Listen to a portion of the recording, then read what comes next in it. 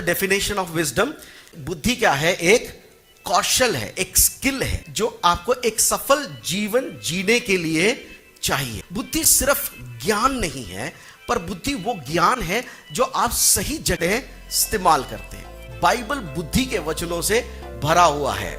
नीति वचन कहावतों की पुस्तक है, ये मुहावरे हैं, वाइस सेइंग, बुद्धि की बातें इसमें लिखी हुई है।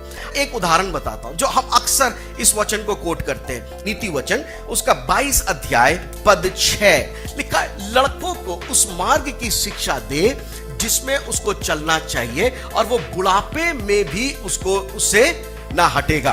अब ये वायदा नहीं है, ये क्या है? एक बुद्धि की बातें हैं जो सुलेमान हर एक माता पिता को देता है।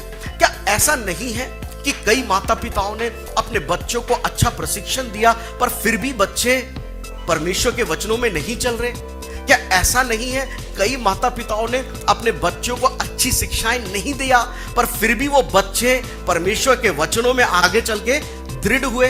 It's a wise saying.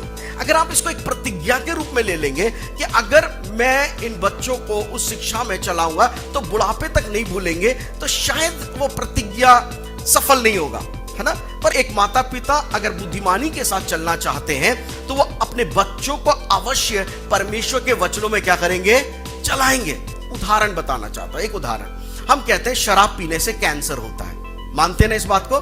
पर आपने ये भी देखा होगा जो शराब नहीं पी रहे हैं उनको भी क्या हो रहा है? कैंसर होता है। तो इसका मतलब हम ये कहना शुरू करें, अरे शराब नहीं पियो तो भी कैंसर है, शराब पियो तो भी कैंसर है, इसलिए क्या करो? शराब पी लो।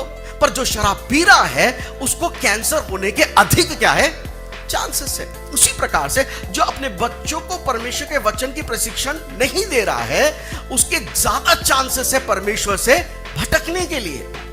हालेलुया। एक और वचन की ओर आपका ध्यान ले जाऊंगा, वो मिलेगा आपको नीति वचन, उसका 11 16 अनुग्रह करने वाली स्त्री की प्रतिष्ठा नहीं खोती है ना, और लिखा उग्र लोग धन को नहीं खोते।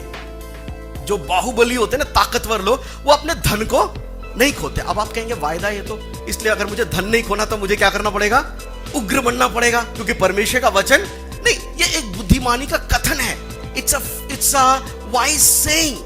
कि सुलेमान उसकी तुलना कर रहा है एक स्त्री से जो कमजोर है और अनुग्रह करती है, पर वो कह रहा है वो स्त्री को प्रतिष्ठा मिलता है, आदर मिलता है। बाहुबली अपने धन से वो आदर नहीं प्राप्त कर पाता जो कि एक स्त्री अपने अनुग्रह से भरे हुए चरित्र से क्या कर लेती है? प्राप्त कर लेती है। Hallelujah, hallelujah.